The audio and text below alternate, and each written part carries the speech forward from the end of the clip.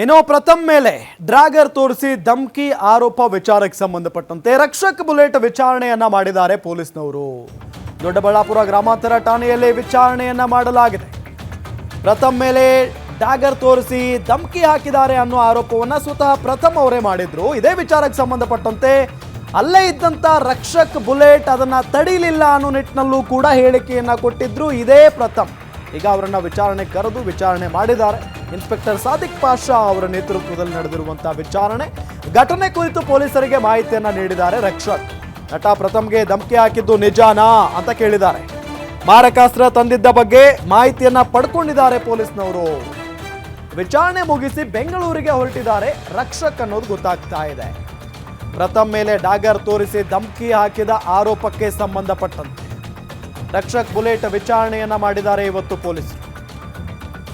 ದೊಡ್ಡಬಳ್ಳಾಪುರ ಗ್ರಾಮಾಂತರ ಠಾಣೆಯಲ್ಲಿ ವಿಚಾರಣೆ ನಡೆದಿದೆ.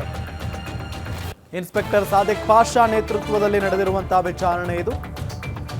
ಘಟನೆ ಕುರಿತು ಪೊಲೀಸರಿಗೆ ರಕ್ಷಕ್ ಮಾಹಿತಿಯನ್ನ ನೀಡಿದ್ದಾರೆ ಅನ್ನೋದು ಗೊತ್ತಾಗ್ತಾ ಇದೆ. ನಟ ಪ್ರಥಮ್ಗೆ ಧಮಕಿ ಹಾಕಿದ ವಿಚಾರಕ್ಕೆ ಸಂಬಂಧಪಟ್ಟಂತೆ ಧಮಕಿ ಹಾಕಿದ್ದು ನಿಜಾನಾ?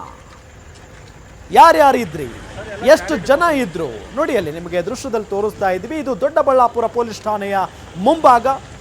ವಿಚಾರಣೆಯನ್ನ ಎದುರಿಸಿ ಈಗ ರಕ್ಷಕ್ ಬುಲೆಟ್ ಹೊರಟಿದ್ದಾರೆ ಅಲ್ಲಿಂದ ಅನ್ನೋದು ಗೊತ್ತಾಗ್ತಾ ಇರುವಂತ ಸಂಗತಿ. ಎಸ್, ಪೊಲೀಸ್ ಠಾಣೆಯ ಒಳಗಡೆಯಿಂದ ಹೋಗ್ತಾ ಇರುವಂತ ದೃಶ್ಯ ಇದು.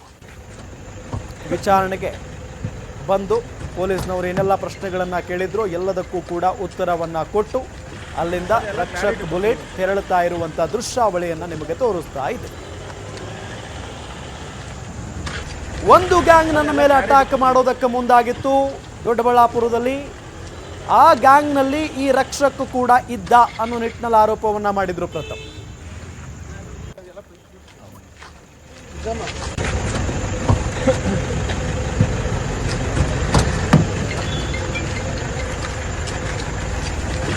ಸರ್ ಎಲ್ಲ ಕ್ಲಾರಿಟಿ ಕೊಟ್ಟಿದ್ದೀವಿ ಸರ್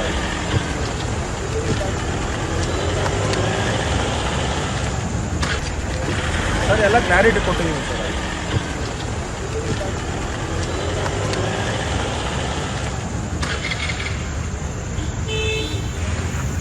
ಎಲ್ಲ